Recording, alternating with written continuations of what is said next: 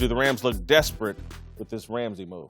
Yeah, they do. And I think there are two mutually exclusive things happening right now. One, this was a great trade. And at the same time, this probably won't fix their problems. Their problems are up front, offensive line issues. This team, 6th worst in terms of run blocking and 2nd to last in terms of pass blocking.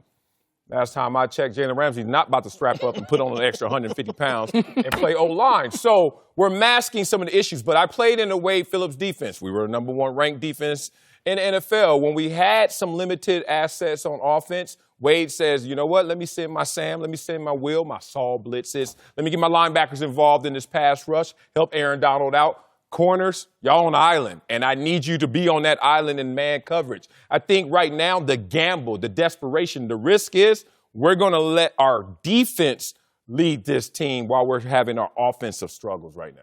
No, I agree with you. I mean, I think it's one of those things where you kind of trying to figure out how can we do this best long term. Well, long term, the best way to build a championship team is acquire a bunch of blue chip players. And they certainly have, and they have those guys under contract. Jalen Ramsey was a top 5 pick. He has played like a top 5 pick. He gives them a difference maker on the island. When we talk about right now what they need to fix the offensive line. Jalen Ramsey won't help that. But if I'm building this team out and I'm looking at how they can be a team that can thrive in the NFC West for the long term, they have to be dominant on defense. And right now, you got the #1 pass rusher in Aaron Donald. You now get the #1 corner in Jalen Ramsey. You fill in those other pieces. And I know people say it's really expensive to get Jalen Ramsey because you're giving up picks.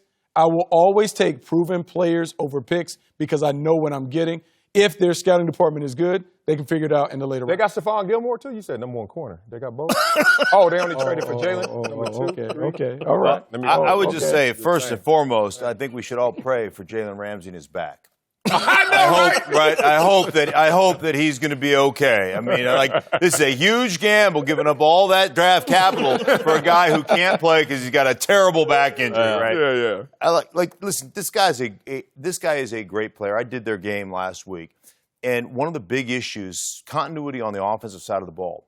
One of the things that I think that oftentimes gets taken for granted when you have players on the outside that are talented players, and they have a bunch of talented players, they have a bunch of good players on the offensive side of the ball, you take for granted what those guys up front do for you. They lost John Sullivan, their center, to retirement, and they lost what I think is their best offensive lineman in Roger Saffold, who was their biggest kind of off-the-ball, create a tone up front. And they replaced them with young players who aren't nearly as good. And they are suffering right now because of that. When you look at the Rams from an offensive perspective, what they've done the last couple of years, we make a lot out of Sean McVay and, the ode to McVay. If you rubbed up against Sean McVay, you get a head coaching job in this league, right? Because of the way that he coached his football team. Here's what he has done that was taken for granted over the course of the last couple of years. Sean McVay gives you the illusion of complexity, and then he crams it down your throat with a running game. They are a 3-wides team that ultimately wanted to run the ball, single back, run the wide zone, tight zone, and cram it down your throat. And what's happened to them, they were in 11 personnel, 3 wide receivers, 96% of the time last year. And now that teams are playing them a bit different, and their offensive line is struggling, you go back and watch the film, how much they are in 2 tight ends right now. They have completely changed who they are because of their issues up front and their issues with blocking the edge right now. And that's what's hurt this team. So I'm 100% with you guys, though. It's Wade Phillips is going to go, hey, man, we're going to play man free 90% of the time, bring some blitz, and we're going to try to win games defensively. I was right there with all of you all and thought, hey, desperate trade, good trade. And then I read Deion Sanders' comments, and I was like, whoa. And Deion's from Florida State. He and Jalen Ramsey are close. And Deion Sanders is on the record this morning, I think on the NFL Network. He doesn't think Jalen Ramsey's there past this year for financial reasons. He's in Florida, no state tax. He's coming to California. 14% of that money is going to disappear. Deion says this may not last past this year. Well, next year, his contract's up next year 20. in 2020, and then you can franchise him. Let's just be real. So I understand what he wants, and we could be back in Jacksonville with that same Bad back. That bad back can act up. He can act up again.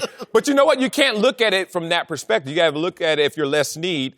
And Les is saying, I need a cornerback. Aqib Talib injured right now and a free agent at the end of the year. Marcus Peters was a free agent at the end of this year as well. So they had to go look for corner. And here's a franchise player at the cornerback position, young and talented like that, who wants to play man, and Wade wants to go out there and play man free. So I think it just is a great marriage. I understand the 13% millionaire tax out here. Trust me, we know how that feels.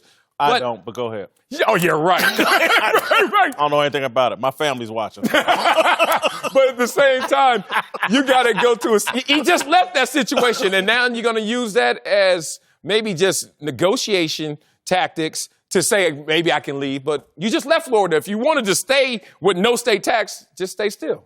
No, I think here's the thing about that. Let's just use Marcus Peters as the example. And let's just say that they're just going to rent Jalen Ramsey for another year or so and then walk away from it. If they do that, look, it cost them a first-round pick. But more than likely, the way they're viewing it, that first-round pick was going to be in the late 20s.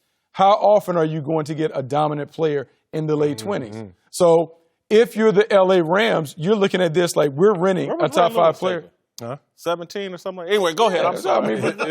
You're playing the long game. We believe that he's going to be a piece that's going to help us get to the Super Bowl. That means we're going to be picking 31 or 32. So now we're willing to trade that off for the short term of having his services. And if we don't get him long term, we'll live with the lost pick being gone. As Marcellus loves to say, past behavior is prediction of future behavior. He's already tapped out on one team. He'll tap out again if necessary. Thanks for watching. Subscribe here to get the latest from the show. And be sure to check out more of the best clips from Speak For Yourself, or go watch a few segments from our other shows on FS1.